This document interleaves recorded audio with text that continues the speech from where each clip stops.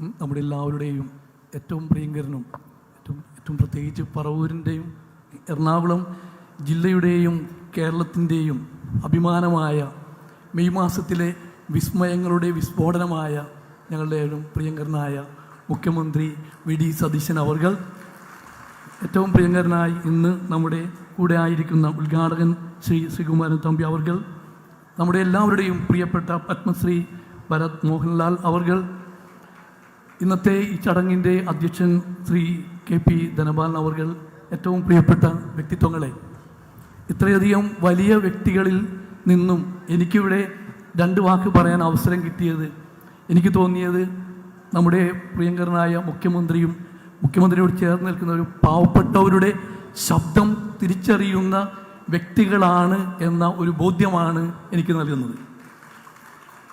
എന്നെ സംബന്ധിച്ച് കോട്ടപ്പുറം രൂപത എന്ന് പറഞ്ഞാൽ എറണാകുളം, തൃശ്ശൂർ, മലപ്പുറം ഈ 3 ജില്ലകളിലും ഒരുപാട് മക്കൾ എന്ന് പറഞ്ഞു കഴിഞ്ഞാൽ ജാതി മതഭേദം എന്നിയുള്ള എല്ലാ മക്കളുടെയും ബിഷപ്പ് എന്ന നിലയിൽ ഞാൻ അഭിമാനിക്കുന്നു.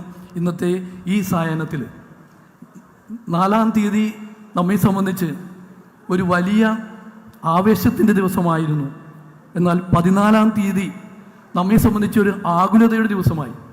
എന്നാൽ 24-ാം തീയതി ഇന്ന് ഒരു ആഘോഷത്തിൻ്റെ ദിവസമാണ്. ഈ ആഘോഷത്തിൻ്റെ നിമിഷത്തിൽ നമ്മുടെ പ്രിയങ്കരനായ പത്മശ്രീ ഭരത് മോഹൻലാൽ അവർകൾ വളരെ വ്യക്തമായിട്ടുള്ള ചില കാഴ്ചപ്പാടുകളൊക്കെ നൽകി. കാഴ്ചപ്പാടുകളുടെയോ അല്ലെങ്കിൽ ദർശനങ്ങളുടെയോ വലിയ ചുമടുകളൊന്നും വയ്ക്കാനായിട്ട് ഈ നിമിഷം ഞാൻ ആഗ്രഹിക്കുന്നില്ല. കാൾ റാണർ എന്ന തിയോളജിയൻ പറഞ്ഞിരിക്കുന്ന ഒറ്റ ഒരു വാക്ക് ഇത്ര മാത്രമേ ഉള്ളൂ. അത് ഇപ്രകാരമാണ്: A politician must be A mystic എന്ന് പറഞ്ഞാൽ മിസ്റ്ററി, രഹസ്യങ്ങൾ, ദർശനങ്ങൾ തിരിച്ചറിയാൻ കഴിവുള്ളവനായിരിക്കണമെന്ന്. നമ്മുടെ പ്രിയങ്കരനായ മുഖ്യമന്ത്രി വി.ഡി. സതീശൻ അവർകൾ അതിന് ഏറ്റവും ശ്രേഷ്ഠനായ ശക്തനായ മുഖ്യമന്ത്രിയാണ്.